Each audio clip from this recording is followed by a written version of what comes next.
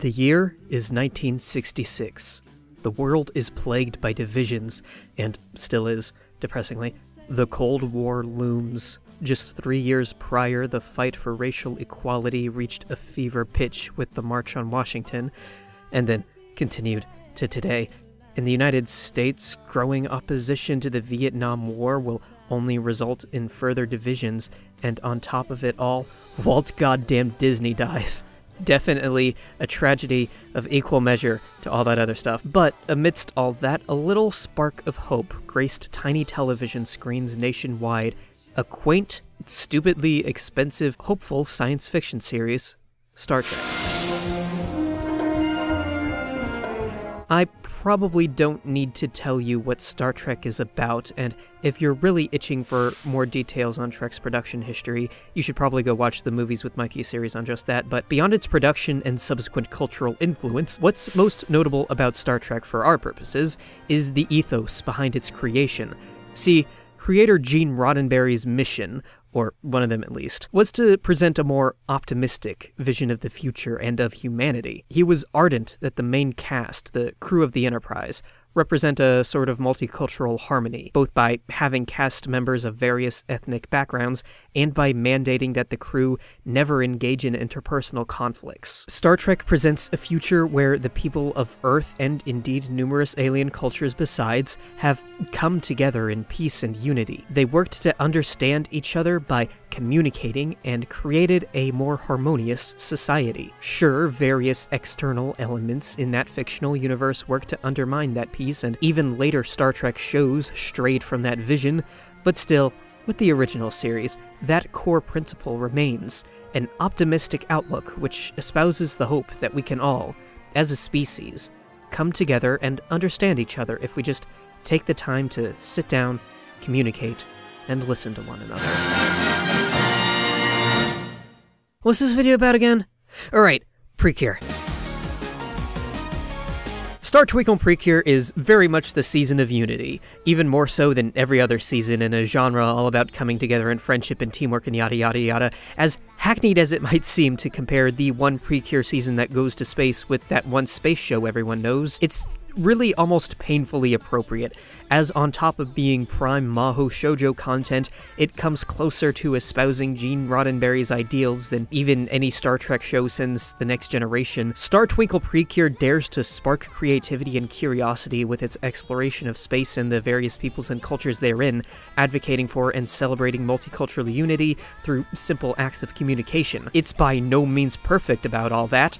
In fact, the season does have a noticeable amount of jank that drags down the whole somewhat. It's not perfect, but hey, neither was any incarnation of Star Trek. Where are you going to look for Spock's brain? So, what do you say we blast off into Star Twinkle's pastel cosmos and see how it does what it does?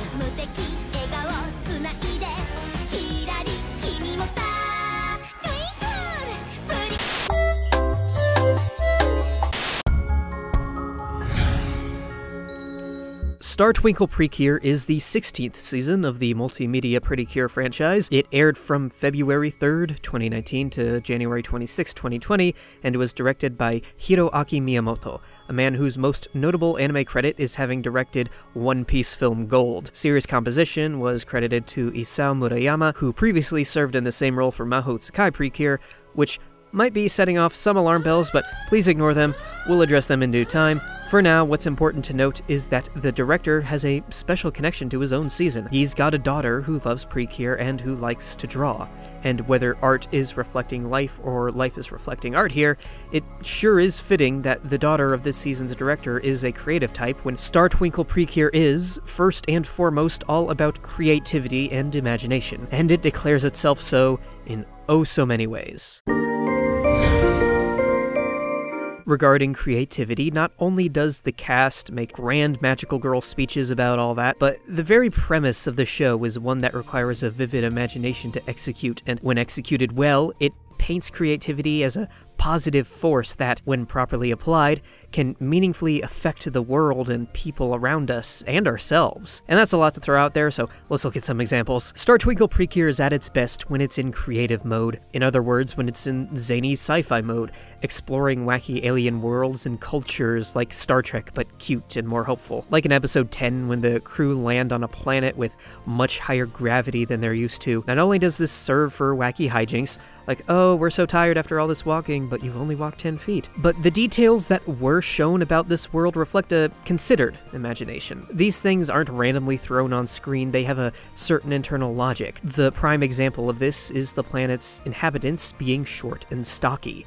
Which, of course, right? A planet with that much gravity wouldn't facilitate the growth of much taller creatures. But now it's got me wondering, what other secrets does this planet hold? How else does gravity affect life on it? The high pressure naturally created the landscapes we see. Did it also facilitate multiple biomes? These are the kind of questions I love to be wondering.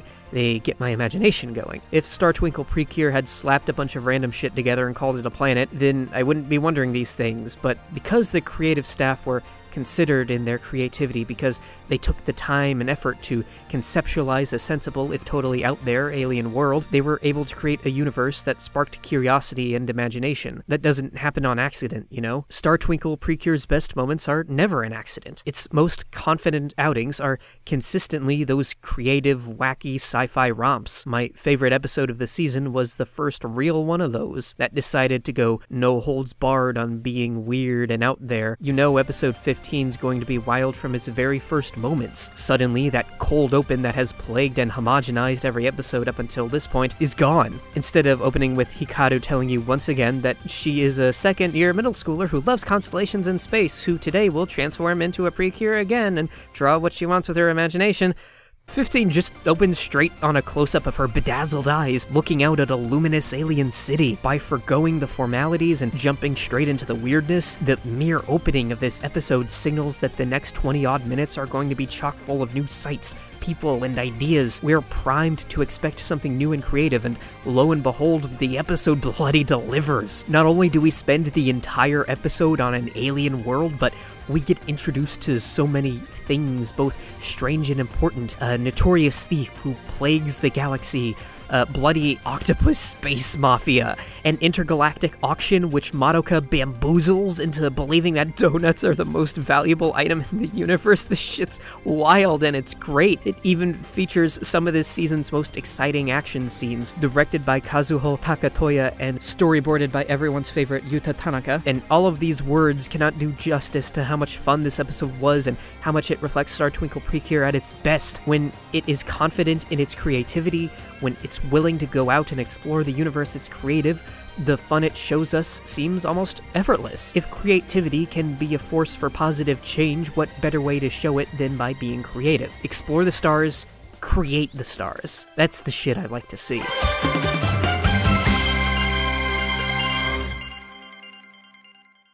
And Twinkle Precure doesn't just flaunt creativity through its settings and stories, it most notably does so through its protagonist, Hikaru Hoshina. Hikaru is a curious cat with an eye for the stars. She's the reckless, adventurous sort, the sort who wants to explore and meet new people and make discoveries. Perhaps not coincidentally, she'd be a perfect fit for Starfleet, just maybe with a little more patience. With her passion for the stars and exploration comes packaged and abundant imagination. Hikaru is both a creative person herself and one who inspires creativity in others. Of course, you'll see her constantly doodling away in her notebook, finding or making new constellations, and when her mother falls into a creative funk in episode 18, it's Hikaru's passion for her mother's work that gets those creative juices flowing again. But there is perhaps no better exemplar of these traits of Hikaru's working in tandem than episode 7. The crew's assembled and they've got to repair Lala's spaceship so they can go to space on a MacGuffin hunt, and Hikaru is more or less told to stand aside and not screw things up. Standing aside for hours with nothing to do, what's aboard Hikaru to do except for employ her restless mind in the pursuit of artistry? So she does that and hits on the idea of not just fixing, but decorating the spaceship.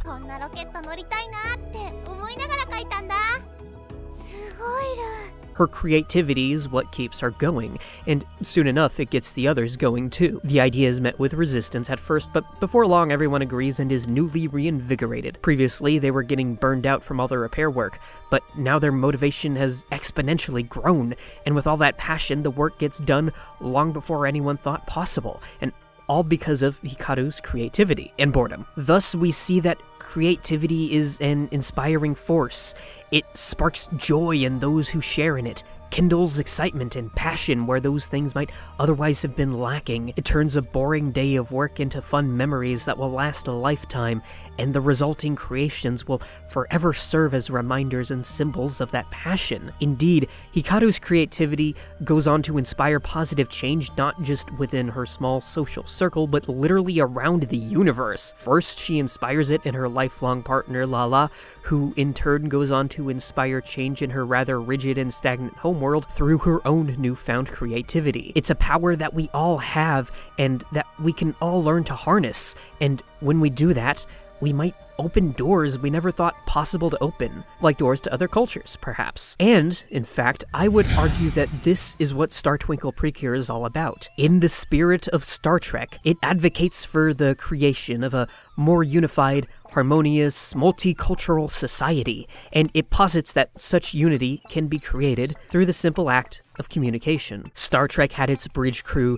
featuring an alien, an Asian man, and a black woman who earned the adoration of Dr. King and partook in one of TV's first interracial kisses. Twinkle Precure, while not nearly as historically notable, had 2 aliens of different cultures, 2 Japanese girls, and, in a first for Precure, a Mexican-Japanese girl whose personal narrative is very much influenced by her cultural identity. And both of these crews journey around the galaxy, seeking out and befriending new life and new civilizations. The Star Twinkle crew meet and befriend alien cultures, and, as it turns out, communicating with aliens is much like communicating with each other. You've just gotta open yourself up, be honest, and hopefully in so doing, form stronger bonds and grow stronger yourself. Throughout their journeys, the Star Twinkle crew encounter no shortage of alien cultures. There's the definitely not dogs on the Bone Planet from Episode 8, these weird multicolored gremlins on the previously mentioned heavy gravity planet, a bunch of aquatic and not so aquatic life on a water world, a jokester snowman and icy maiden alone on a very cold planet, and so on. And the one commonality between all these disparate cultures is that, despite encountering some initial troubles with interspecies relations,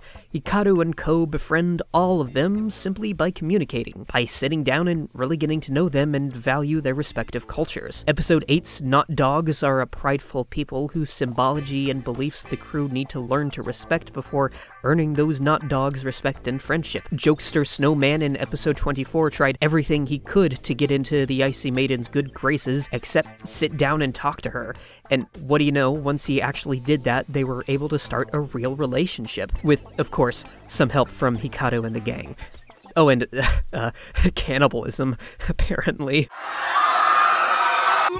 Point all being that the universe of Twinkle Precure is filled with wild, unique cultures and people, and by flying around and befriending all of them, Hikaru and her friends become emblematic of that same possibility for us, albeit just on a smaller planetary scale. If 3 random human girls can fly across the galaxy and befriend a bunch of weird aliens that, at a glance, you'd think they have nothing in common, then why can't we learn to communicate and get along with each other? But indeed, does not that we include all living beings? Is there not a sort of universality to the experience of being alive, a common ground from which we can all build some sort of mutual understanding? If we includes everyone, then it must really include everyone, not just those of different cultures, but those within our own social circles and those just outside.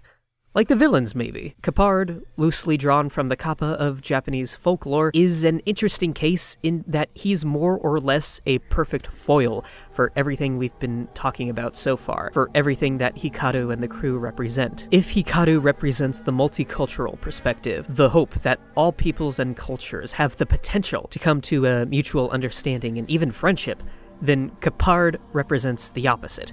isolationism and monoculturalism, despairing in the misguided belief that different peoples must be kept separate, lest miscommunications or some other differences cause unexpected harm. His belief stems from personal trauma, from watching his home planet, happy for a time, be led to ruin by an alien race with which communication was difficult at best. There is cruelty in the world, true, and though it does not have to define a person or their world, experiencing it to such an extent at such a young age could be nothing else but devastating and permanently affecting. From then, Capard could see nothing in the universe but the potential for cruelty. So why bother fighting it? Wouldn't it be much easier to join it, even help it? And once he's stuck in believing that, and stuck in it for so long, what hope does he have of breaking out of that mindset? A magical girl showing him the way, of course. Naturally, for a long while, Capard denies the evidence of his own eyes, but faced with the truth long enough and consistently enough, and pushed by a young woman determined enough, eventually his heart had to open. He bears first-hand witness to Hikaru gallivanting about the galaxy and making friends wherever she goes. Though the universe has the capacity for cruelty, Hikaru is living proof that it can be so much more. No matter how many times he knocks her down, Hikaru stands right back up, for her convictions and belief in the ability of everyone to come together in harmony are stronger than Capard's cynicism. Hikaru fights for unity so hard that eventually Capard has to relent, put aside hatred and give love a chance, because as Hikaru showed, different people really can get along. You've just gotta reach out and try. But that reaching out doesn't always come natural, and especially not easy. Getting along with others takes real concentrated effort, and that's something Hikaru had to learn early on in her relationship with Lala. At the start, Lala and Hikaru could hardly have been more different. They're from different planets with clashing personalities and misaligned priorities. They always had the potential for a strong bond if they could only learn to stop bickering and get along first. They do, eventually, become the strongest of partners, but it is vital to understand that they did not start out that way. It was something they had to work toward, and it all started with conflict, then by stopping, talking to, and getting to know each other. Episode 3. A clash of personalities. Similar priorities, but opposing approaches. Hikaru's all excited to do the Precure MacGuffin quest. Lala wants to do that too, kind of, but she also wants to take a minute to catch her breath after all the things happened in the prior 2 episodes, figure out what they're doing and get a plan in place. But in her enthusiasm, Hikaru just rushes on out there, eager to get things rolling, causing Lala no end of conniptions. Same goal, different approaches. The loud and energetic versus the quiet and careful. Conflict from a natural clash of opposing personalities, each of them insisting on doing things their way, drive each other up the wall until mediation from the cool-headed Elena eventually pulls them back to their senses, realizing that they can't keep escalating their conflict if they want to get things done and, more importantly, get along.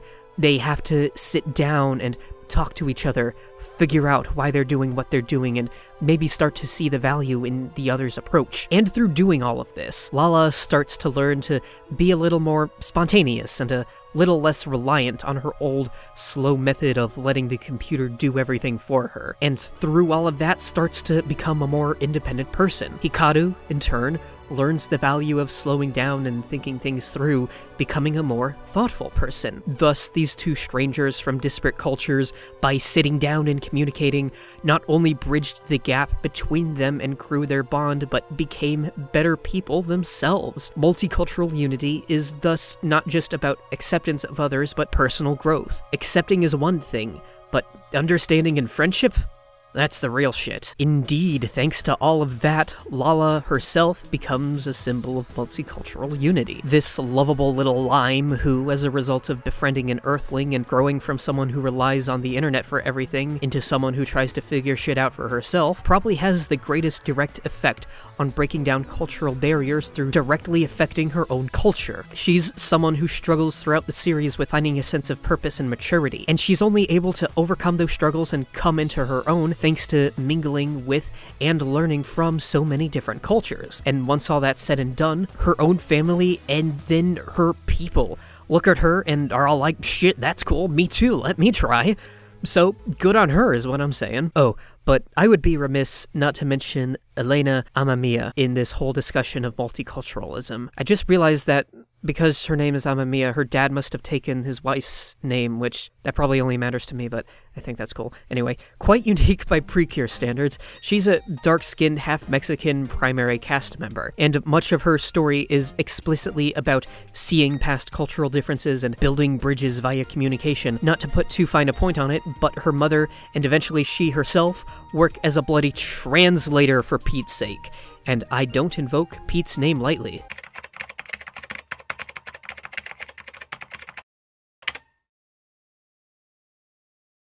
Huh.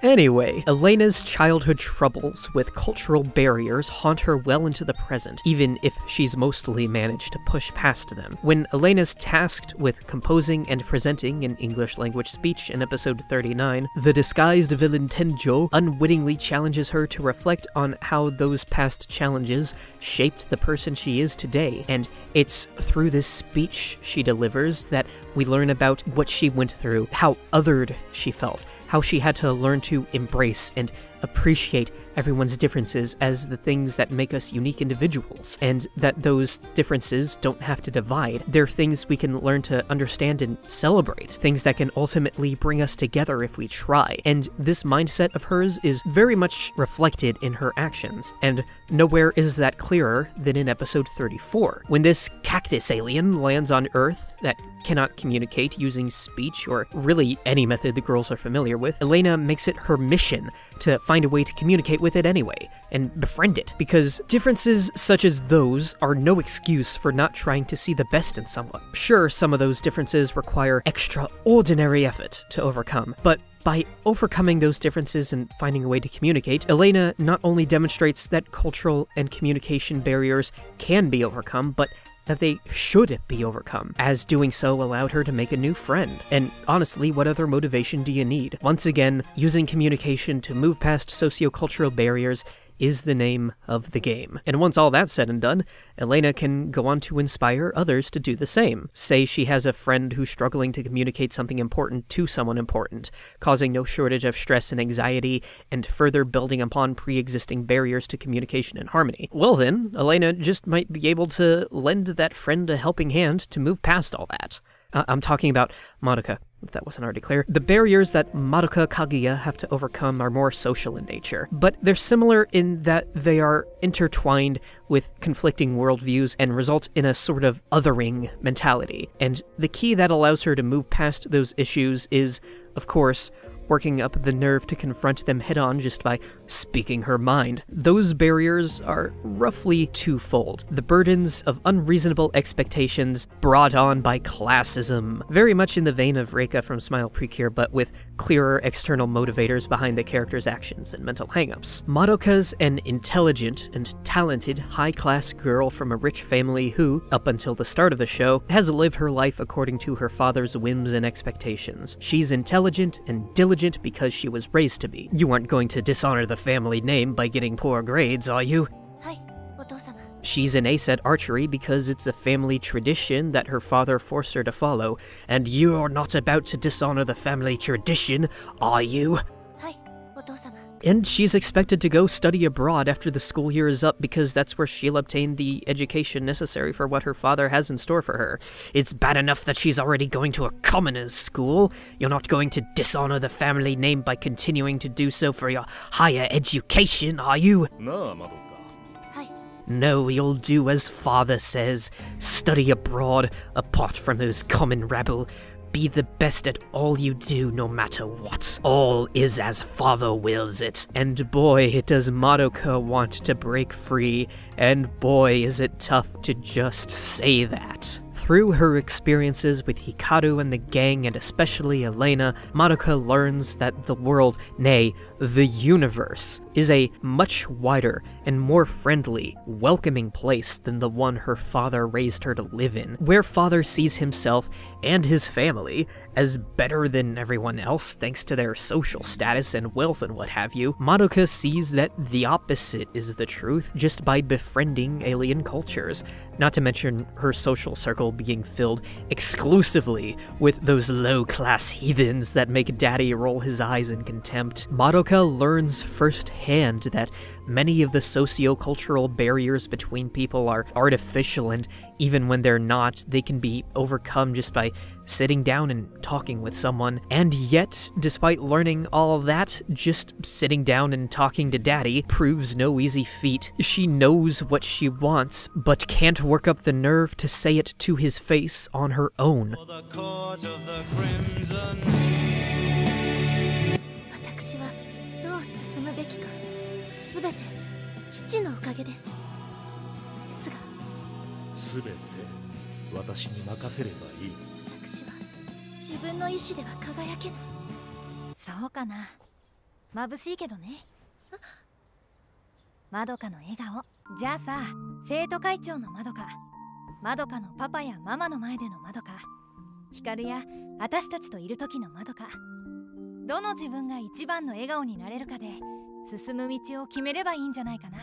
Elena built a bridge between herself and Madoka, so Madoka could in turn knock down the wall between herself and her father. If you want to truly know someone, or want someone to know you, just talk to them. And that holds true between friends, between family, and between cultures and civilizations. Just as Elena helped bridge communication barriers between different cultures, so too did she help Madoka learn to communicate with her father, in so doing breaking down barriers and literally stepping into her own light. Madoka, and the rest of the crew for that matter, all become more confident, independent people because throughout the show, they learn to communicate their feelings, chase their dreams, and build friendships that span galaxies. Using communication to break the barriers between us and form stronger bonds. That is what it's all about. It's a multicultural perspective that shows us that the world, the universe, is wider than any one person or people, and that we'll all be better off once we learn to see that as a wonderful thing. But don't take my word for it. That's what the director, Mr. Miyamoto, said himself. 最初自分の家の星座を見てるロフトの部屋からスタートしてるんですけど、そこから広がってもっと街の中、もっと外側に出てロケットで飛び出して宇宙、さらにどんどん遠くへ遠くへっていうところで大きな世界を見ていくみたいなのがそれって決して怖いとかそういうんじゃなくてもっと素敵なことなんだよみたいなのが本当に見えてくるといいなと思ってます。 Alas, this season is not perfect regarding all that, and many things besides. Sometimes the characters fail to communicate or do so ineffectively, even when it doesn't make terribly much sense for them to do so going by their own internal emotional logic, and that's how you get some of this season's moral simplicity and confusion. The clearest example of those sorts of shortcomings center on Uni. Now, look, I love Uni. Conceptually, she's the coolest character this season. She's not just an alien, she's a master of disguise space thief whose notoriety has spread throughout the universe. And even when she's not in space thief mode and just a member of the crew, her nonchalant attitude and general demeanor are refreshing. What's most interesting about her is that she introduces a layer of moral ambiguity to the whole affair. She's a thief by trade, after all. Not that she doesn't have good reason for it, mind what with her whole people being turned to stone and her planet made desolate, but still. She's a thief. She performs criminal acts for a living. A Robin Hood figure that steals back what was stolen from her people, takes from the rich and gives to the poor and all that. And that's a new thing for this mostly morally upright and even uptight franchise. And yet, this season never seemed very comfortable exploring any of that. In fact, it seemed downright allergic to its own most interesting concept, just like I'm allergic to cats despite owning one. Yeah, that's right, Oscar. I'm calling you out, making me sneeze everywhere, you little shit. Despite introducing Uni as a Robin Hood figure, Star Twinkle Precure refuses to actually engage with that concept on any level with any sort of nuance, instead taking a false moral high ground of stealing bad and leaving it at that. Heaven forbid there might be any motivation or justification behind Uni's air quotes crimes. Heaven forbid we consider the possibility that she's actually performing acts of good, or at least that benefit more people than harm, that her actions might only be labeled as immoral by those who themselves directly benefit from disenfranchising the poor masses that Uni helps to empower, those who are only seeking to protect themselves and not the greater good. Heaven forbid we do any of that brainy stuff.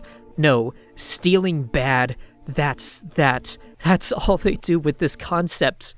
on 2 occasions. The first of those 2 occasions is episode 17, right after Hikaru and the gang first meet Uni, still only known to them as Blue Cat. They run into each other and Uni's all like, hey, so let's do a space heist. This guy's got one of your MacGuffins. And my immediate gut reaction is like, Cool. Unfortunately, none of the rest of the gang is on board with that idea, which is only understandable for about a minute until the dude with the goods reveals himself to be a violent megalomaniac who probably didn't come by his wealth by moral means, but the girls' moral qualms are quickly made irrelevant by the plot, as they all get roped into doing the heist anyway. And their qualms actually double don't matter, because at the end, after the weekly baddies show up, make a mess of things, and are chased off by the crew doing the Precure thing, the lizard man just says, here, take the things as my thanks.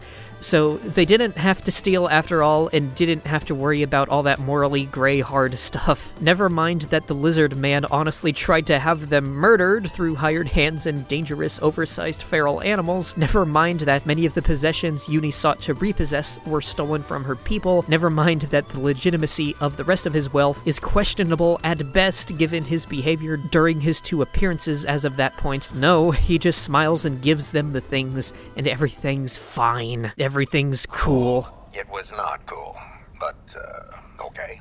And then, Star Twinkle Precure pulls this exact same shit again in episode 36, except this time it's exponentially more frustrating. By this point, Uni's a part of the crew. They're all friends and shit, and everyone knows what's up with Uni, her tragic backstory and all that. So, they should be empathetic and have her back through thick and thin, right? As all good Precure friends do. And this time, Uni's got another space heist she needs to do, except this time it's against the ruthless octopus space mafia. So if there's one time most people would be willing and able to set aside their simplistic moral views on thievery, you'd think it'd be now, when the opponent's a massive intergalactic criminal organization. Fight fire with fire, you know? And yet, Hikaru and the rest of the gang blindly insist throughout the whole episode that what Uni's doing is wrong, and that instead they should just go ask nicely for the thing she's after. You know, ask an intergalactic criminal overlord if he's okay with surrendering one of his possessions to a bunch of teenagers. Look, moral tunnel vision aside, you'd think that at least the relatively logical Madoka would recognize that trying to waltz up to a criminal organization like that could only end in disaster. But no, she's with the rest of them. And just as a bonus, this episode shows that even in space, all cops are bastards. So why do I take ire with all of this? Well, the moral simplicity is frustrating, of course, but also the whole thing is thematically dissonant from the rest of the season. The main cast operate from the base assumption of stealing bad and never interrogate or allow that assumption to be challenged, and they're never allowed to acknowledge that, by the text of the narrative, they're pretty much wrong, taking back what was stolen by an uncaring elite, empowering the disenfranchised masses. These are all correct things to do, and thus the other 4 have no real way to argue to Uni that her actions are wrong, and especially no way to prove it. So instead, they keep up their blind insistence like robots, frustratingly coming off as uncaring friends in so doing. And then they go and bring some totally irrelevant argument into it. 盗みは良くないでありますよ。騙されたり、自分のものを取られた人の気持ちを考えるであります。ユニ、怪盗は続けるるん？そうね。惑星レインボーの宝を取り戻すまでやめるわけにはいかない。でも、みんなを悲しませるようなことはしないわ。I'm sorry, what? That's just insidious. As opposed to expressing sympathy for their friend, trying to understand her feelings and either learn from her or teach her, the episode instead brings in an irrelevant argument that ignores Uni's feelings. If the only argument the girls, and by extension the narrative, can mount against Uni's methods is that they make the people she's stealing from feel bad, then by extension, they're arguing that Uni's feelings and those of the people she's fighting to protect, those who were robbed to begin with, don't matter. or matter less than the people that wronged them to begin with. Forgive me if I'm not terribly concerned with the feelings of the ruthless octopus space mafia when they've robbed a helpless people of their cultural heritage. So, all in all, the girls refuse to let their beliefs be challenged, they fail to challenge Uni's beliefs in any meaningful way, and thanks to all of that, they don't communicate properly and learn unrelated lessons, if any, only reinforcing the barriers between them instead of breaking them down, thus going against the season's core theme. Of the 5 core cast members, Uni always felt like the outlier, like she never really belonged, and all of this, her treatment by her supposed comrades regarding her methods, goes a long way toward explaining that.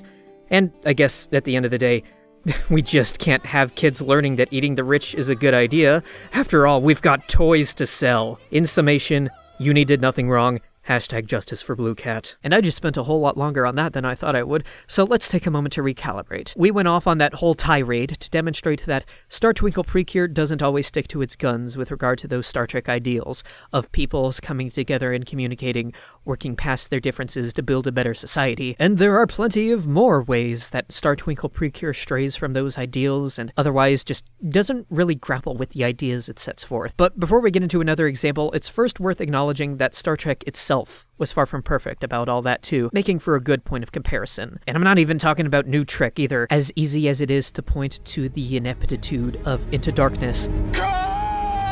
And despite how much of a meme people have made out of clowning all over Discovery, the older series still strayed, despite perhaps not aiming to. So for this comparison, we've got to look at an episode of The Next Generation. Season 7, Episode 20, Journey's End. Now this episode, wow. You could tell Gene was cold in his grave by the time they got around to making it, because no way in hell would it have his stamp of approval. Even just thinking about how to concisely surmise its plot is giving me conniptions. Ugh.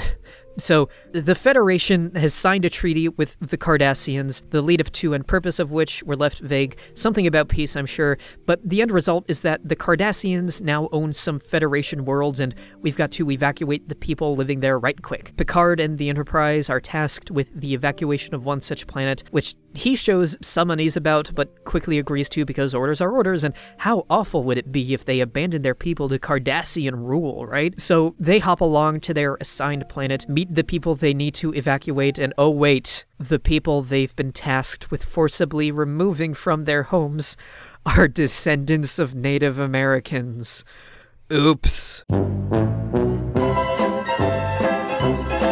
Long story short, despite every effort from Picard and the crew, including negotiation and an attempt forced removal, and despite an attack from the Cardassians, in the end the Pueblan people, I probably didn't say that right, refuse to leave. Their fates are left unknown, as they are left to live under Cardassian rule. There's just far too much going on in all of that mess for us to get into. That'd take us way beyond the point I want to try to make here. The issues with that episode's premise and execution are too many to list, and God, that's without mentioning the hullabaloo that was Wesley's role. What I want to try to narrow in on here is how this whole affair was the result of a false premise, lending a layer of artifice to whatever moral conundrum the writers were trying to make Picard and the crew grapple with. The modern history of Native Americans is an endlessly depressing tale of discrimination, forced relocation, abuse, betrayal, and all-around horror. And the problem with Journey's End isn't that it recognizes that history, because it clearly does. Its problem is that instead of commenting on and exploring it through a new lens, it simply recreates that horrible history, but in the future, and acts like it said something important about it. Recreating horror is not the same thing as rebuking it. Within the context of the narrative, the Pueblan people are given two awful choices straight out of the history books. Be relocated by one government, or ruled over by a crueler one. And doesn't that sound all too familiar? And make no mistake, the Cardassians are indeed cruel. This is somewhat tangential, but in an episode of Deep Space Nine, from a whole ass year prior to this episode coming out, the Cardassians were made into a straight-up Nazi allegory. If you'd been there 12 years ago when we liberated that camp, if you'd seen the things I saw, all those Bajoran bodies, starved, brutalized. You know what Cardassian policy was? No, I'm not even talking about the murder. Murder was just the end of the fun for them. First came the humiliation. Mothers which... Nothing justifies genocide. What you call genocide, I call a day's work.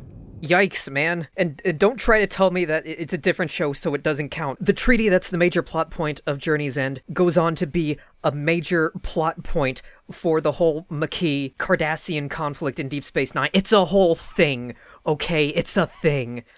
Anyway, the most succinct way I can put this without going on an extended rant is that this episode neither understands nor attempts to understand the culture of the people it portrays. It blindly recreates the abuses they've historically suffered instead of something more hopeful, such as, I don't know, imagining what this culture might have evolved into if it had the chance to thrive for hundreds of years like seemingly the rest of humanity, instead just repeating their historical plights so Picard can suffer a moral quandary. In short, it's a false premise. It's not about the Pueblan people or understanding them, just repeating their history to give the Enterprise a plot to deal with. And Star Twinkle Precure pulls much the same shit, using a culture to force the main cast to confront a moral dilemma, in so doing not respecting said culture and devaluing whatever message it intended to portray. Star Twinkle's case occurs in episode 8 with the Not Dogs. The girls land on the Not Dogs planet as part of their MacGuffin hunt and get along with the Not Dogs just fine until... there it is, there's the MacGuffin. Oh, but wait, they can't just take it because the Not Dogs have claimed it as a sacred part of their culture. Oops.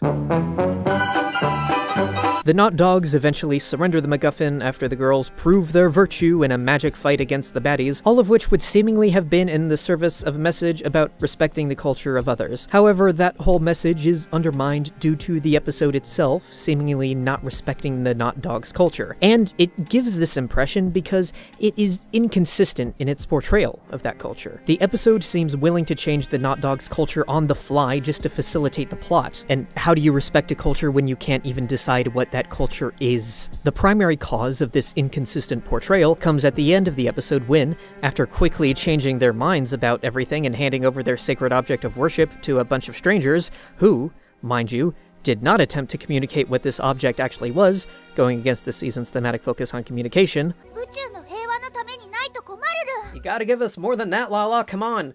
What, no, that's it? We're moving on? Okay. After handing it over, the dogs shrug it off, like, we didn't need it anyway. Look, we already got a replacement. Like, it wasn't important to them in the first place, rendering the whole plot and moral null. The culture exists to facilitate the plot. Nothing more, nothing less. Much like by how forcing its own trite moral dilemma, Journey's End did a disservice both to the people it portrayed and its own show's wider ideals, Episode 8 of Star Twinkle Precure betrayed its own wider ideals by pulling much the same. So, how do you respect a culture while still integrating it into the plot of a weekly television program? Well, this isn't a perfect example, but why don't you take this one, Cisco? It's done.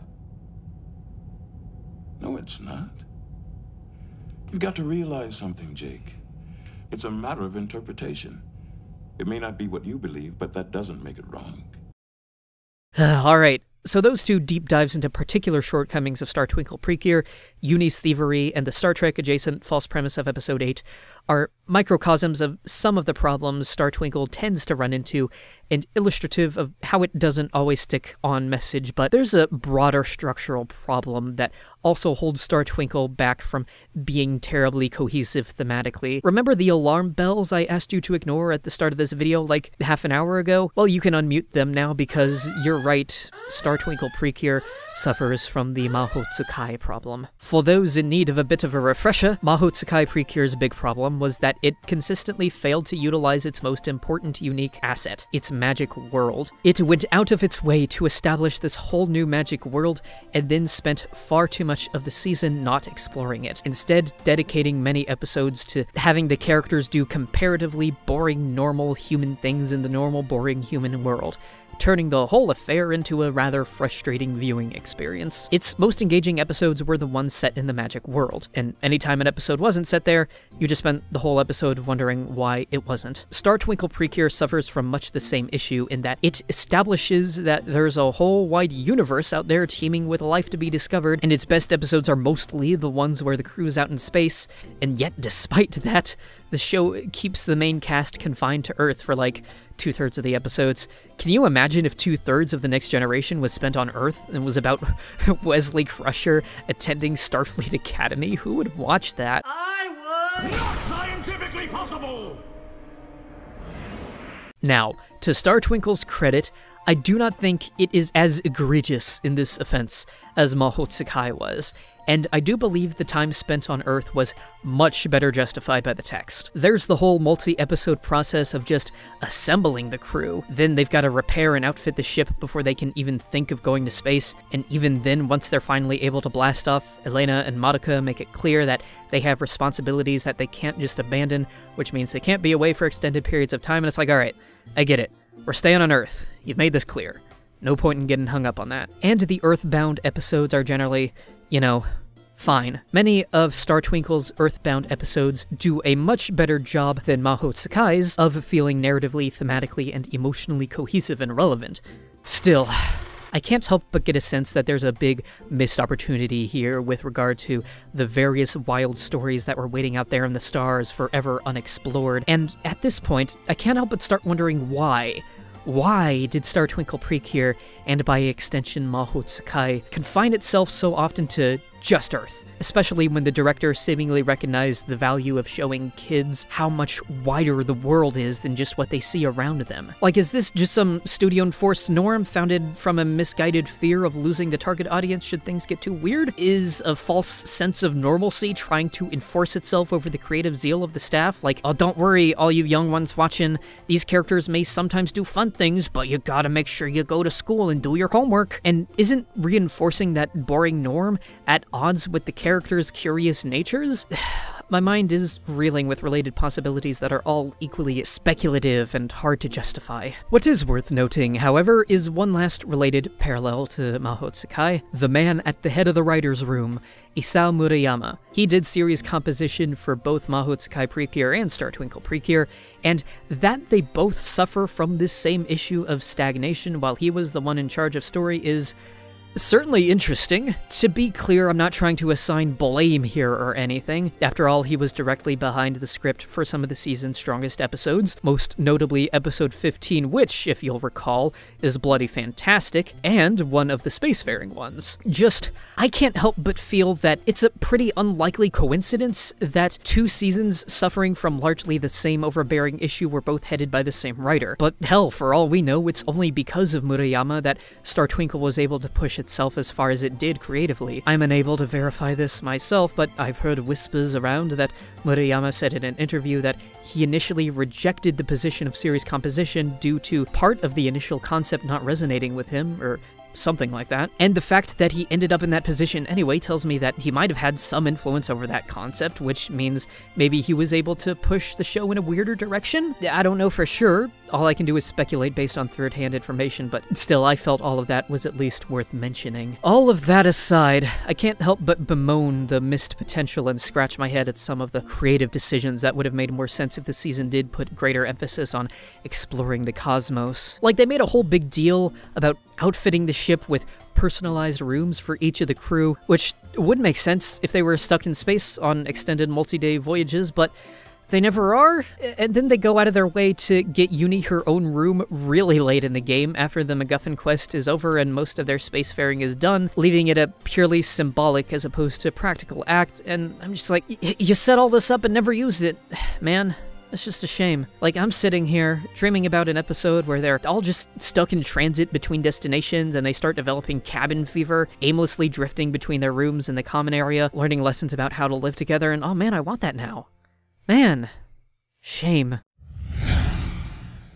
All that said and done, I just have a few last miscellaneous points I want to hit on before wrapping up. Let's start with connections. A lot of elements this season feel very interconnected in a very satisfying way. Disparate elements reacting to each other and those reactions going on to have effects elsewhere, that's just nice storytelling. We've already touched on a lot of these connections, which exist primarily between characters, Hikaru affecting Lala, who then goes on to affect her home planet, Elena and Madoka, but then there's a whole lot of ancillary connections that make everything run just a little deeper. In particular, each of the main baddies is a specific parallel and foil to one of the main cast. There's Hikaru and Kapard, of course, but there's also Aimon and Uni, Orphaned and Alone, Tenjo and Elena feeling ostracized for their differences, and Madoka and Garuoga, did not say that right probably, the latter of whom's mindset parallels that of Madoka's father, which she strives to overcome. So not only do the villains feel more thematically relevant than ever, but their parallels to the main cast allow them to have greater effects on the girls' personal growths and other reverberating effects in the narrative than most other villains ever manage. Like Tenjo challenging Elena about her smiles in episode 39, allowing her to re-examine how she got to where she is in life and what she values, and reaffirming her desire to make people smile, which in turn allows her to go on to encourage Madoka to chase after a smile of her own, in turn allowing Madoka to face her dad, and it's all connected. I like it when it does that. Next, I suppose I should at least touch on the presentation. It was fine. Nothing terribly exciting action-wise this season for Sakuga fans, which is somewhat disappointing, but honestly not the biggest deal in the world. To make up for it, episodes like 15 and 41 have some pretty interesting directing and framing of their action, so even if it's not the most kinetically animated on ones or twos things you've ever seen, the season does at least add a creative flair to its action now and then. And as far as the music was concerned, it was also mostly fine. Mostly just doing its job, though I do have to say I love the addition of having the girls sing through their transformation sequences. That one addition made those sequences 100% more pleasant to repeatedly re-engage with than is normal for this franchise, especially once the group's assembled and it's all a chorus. Man, that's bliss.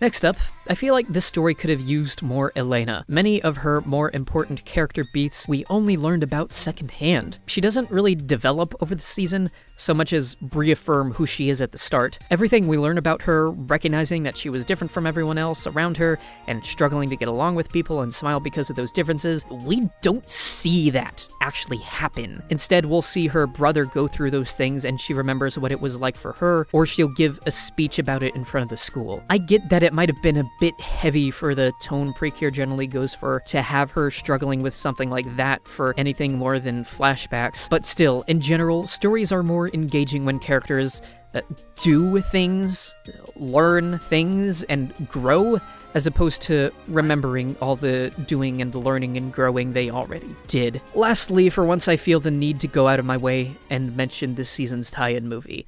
It was shockingly good. Far better than it had any right to be.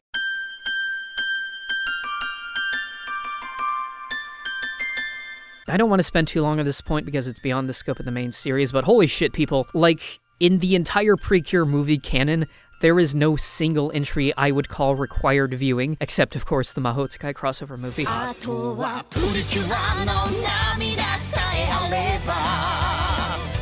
But that one aside, this is the closest thing to. In fact, I think it's safe to say that this is likely the best Precure movie. It's a wonderfully directed piece, and I am not at all shocked to learn that Yuta Tanaka was in the director's chair that isn't afraid of quiet moments, with considered and thoughtful framing and shot composition, and incredible character and action animation that puts the rest of the season to shame, and all in service of a simple yet beautifully effective story about loving and learning to let go. It hit me right in the feels, and was certainly a much more worthwhile experience than the season's crossover movie, which was a 70-odd minute bloated mess whose only redeeming quality was Yukari and Akira getting to do a gay on screen.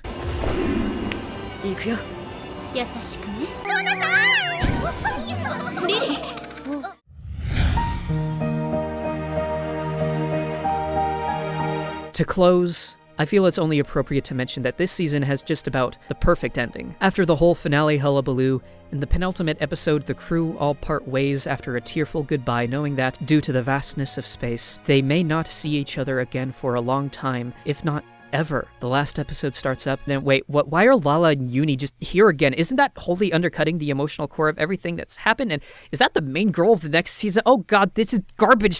Skip this! So the real ending kicks in 2/3 of the way through the final episode. Hikaru wakes up, she's an adult, an astronaut now, ready to take off and chase her dreams into space where they've always been. Everyone else is kept busy too, of course, but Hikaru here's our emotional core. She's been the lens through which we've explored this universe, the spark of hope that ignited the creativity of those around her, and now she's itching to get back out there. Not just to further explore that universe she loves to crawl around in, but because she's got a partner to reunite with. And As she sits in that rocket and it takes off, as Hikaru reaches out toward her goal, as Lala, out on some far-off world, looks to the sky knowing she's out there, you know they're going to make it. They won't just reach for the stars, they'll fly toward and beyond them and toward each other, see all sorts of incredible sights along the way, because they're explorers, and because, after overcoming so many cultural barriers together, they are inseparable.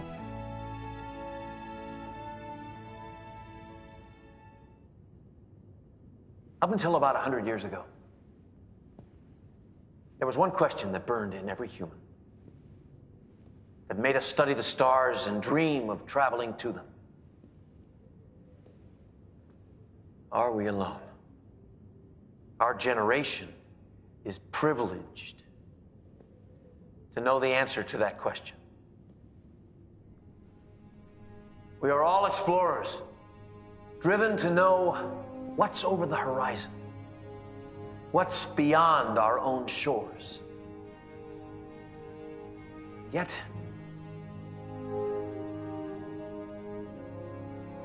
the more I've experienced,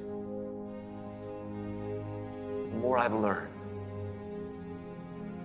that no matter how far we travel, or how fast we get there,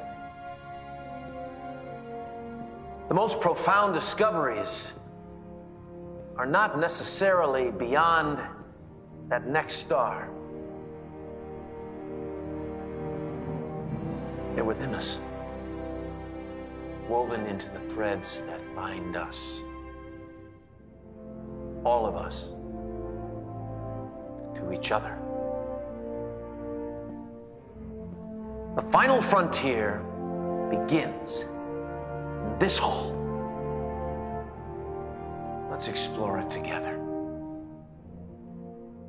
Thanks for sitting through my extended ramblings about a children's magical cartoon show. Hell of a way to cap off a year, but at least some of us are still here. Hopefully, we'll make it through another. I wish you all a Happy New Year, and please go out and do something creative. Thanks again for watching. And don't forget to be gay and do crimes.